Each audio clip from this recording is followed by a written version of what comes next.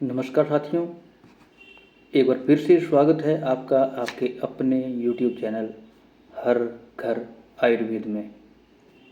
आज एक बहुत ही इम्पोर्टेंट इन्फॉर्मेशन जो कि डायबिटीज़ में हमारे डाइट शेड्यूल को लेके मैं यहाँ पे आप सबके सामने एक बार फिर से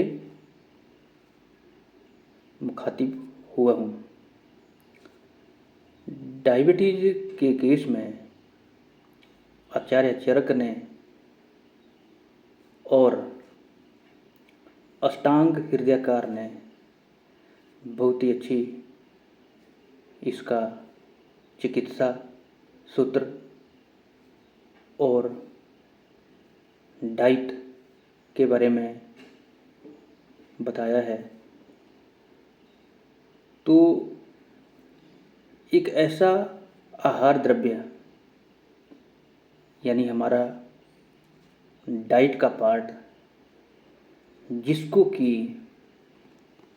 आचार्य चरक ने ये कहा है कि डायबिटीज के रोगी में ये द्रव्य जो है वो रूटीन में उसके खाने में उसकी डाइट में शामिल होना चाहिए। तो वो है जौ।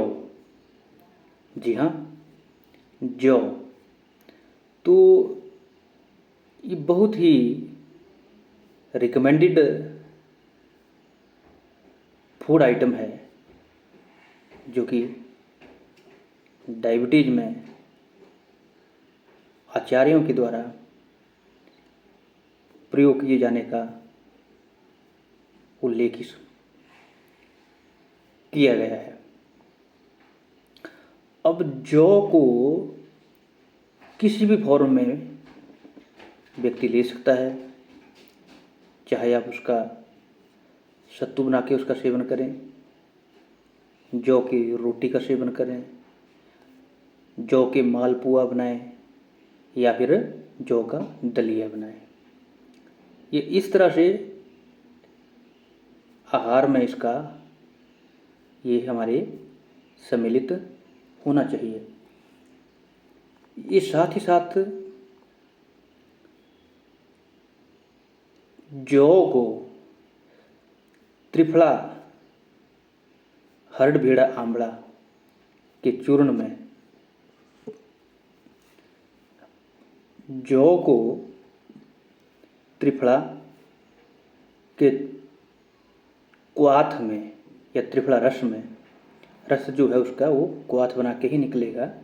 तो त्रिफला के क्वाथ में जौ को भिगोकर यानी ओवरनाइट पूरी रात तक उसमें जौ को भिगोकर रखें और सुबह जब उस जौ को उस क्वाथ से निकालें और किसी बिना धूप वाली जो है छाया में यानी छाया में उसको फिर जौ को सुखाएं और सूखने के बाद उस जौ का जो है वो चूर्ण बना लें और फिर उसको स्टोर करके यहाँ पर रखें और फिर उस चूर्ण का जो है मधु और साथ में आंवले के रस से इसकी सेवन करने का जो है वो विधान